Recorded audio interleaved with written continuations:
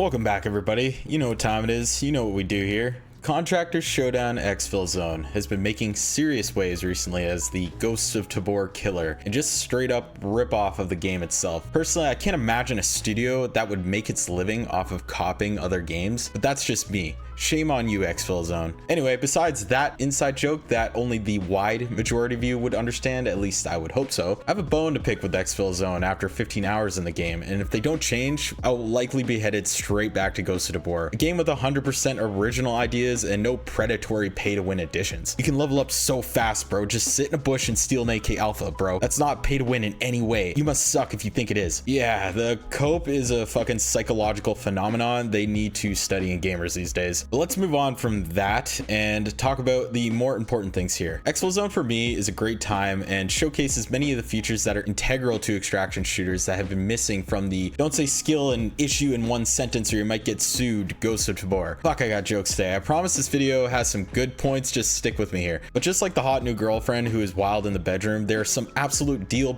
breaker red flags here that you would never show to your parents that need to be talked about before this game can no longer use the disguise of early alpha to cover up its actual fully released version. You've been exposed, ExfilZone. I know you are not removing the game for further development. Just call this thing an open beta and fix the fucking thing. Let's start with number one, guns. The guns in this game do not feel up to par. I quickly jumped back over to Tabor after playing ExfilZone last night and immediately noticed Tabor's guns felt responsive and punchy. The sounds of a gun are important too, and ExfilZones are like when you shoot a BB gun at your neighbor's cat, except the cat won't fucking die, and who put FMJ in my BB gun, and why is the cat wearing a Kevlar vest and shitting in my flower bed? Anyway, the sounds are bad, and yeah, the scavs in the game are pretty spongy when you're hitting their armor, but that isn't my point. I know that there are different ammo types in the game, and you can't expect it to be balanced if you're using the cheapest type. I also noticed a crazy amount of collision from my gun to the items like mags in my chest rig, and yet another bug where the gun would break completely. The latter is a hard one to explain without experiencing it for yourself, but it's like when you're trying to maneuver the gun and it won't follow your hands like it weighs 2,000 pounds or something. I think this is an issue with the gun inertia in the game that is breaking or something, because it wasn't happening all the time, just most of the time. I realize these are things that are not intended to be in the game, but I settle for shit that works, so sue me. As a Tabor killer, you're not supposed to match their bugs. Just a little industry secret I learned from being such a high status YouTuber. I made like $2 in a dono last night, so don't touch me, I'm the best. Next thing is grenades. This is by far the biggest offense to a realistic extraction shooter I've ever seen. Tell me why, after developing some of the